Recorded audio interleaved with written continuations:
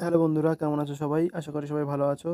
আজকে আমরা করব আ ডিবি ডিবিজি লিঙ্ক যদি না থাকে কিভাবে আমরা ডিবিজি লিঙ্ক করব। তো ক্রোম ওপেন করে নেব। দিয়ে এনপিসিআই লিখে সার্চ করব। তার প্রথম লিঙ্কটায় ক্লিক করতে হবে। তারপরে দেখো আমরা এর আগের ভিডিওতে বলেছি যে কিভাবে চেক করব। আজকে আমরা বলব যে কিভাবে সেটিং করো ব্যাঙ্ক অ্যাকাউন্টের সাথে ডিবিটি লিঙ্ক। তো প্রথমে কাস্টমার অপশনে গিয়ে ওখানে ভারত আধার সেটিং ওই অপশনে ক্লিক করতে হবে। তারপরে আমাদের সামনে এরকম ইন্টারফেস আসবে। বাঁদিকে ওপরে দেখবে লেখা আছে আধার সেটিং ডিসিটিং, ওখানে ক্লিক করতে হবে। ওখানে ক্লিক করার পর দেখো প্রথমে ওখানে বলবে এন্টার ইউর আধার নম্বর, তো তোমাদের আধার নম্বর বসিয়ে দেবে।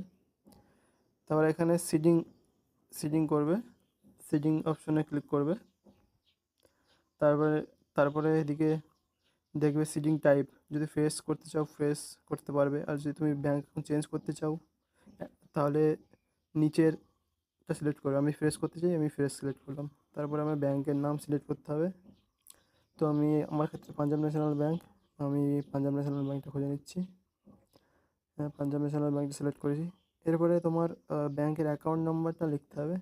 তারপর কনফার্ম অ্যাকাউন্ট নাম্বার সেম ওটা লিখে দিলাম। তারপরে নিচে ওইটা ক্যাপচার কোডটা ফিল করতে হবে, তার আগে ওই টিকটা মেরে নিতে হবে, ঠিক আছে? তারপরে ওখানে সাবমিট করে দিতে হবে, দিয়ে নিচের দিকে স্ক্রল করতে হবে। নিচের দিকে গিয়ে ওইখানে ক্লিক করতে হবে, তাই তোমার কিছু সময়ের মধ্যে তোমার ব্যাঙ্ক সেটিং কমপ্লিট হয়ে যাবে, ঠিক আছে?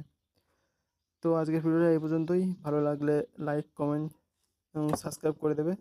এরকমই আমি ভিডিও নিয়ে আসবো তোমাদের মধ্যে, ঠিক আছে? টাটা, জয় হিন্দ, জয় ভারত।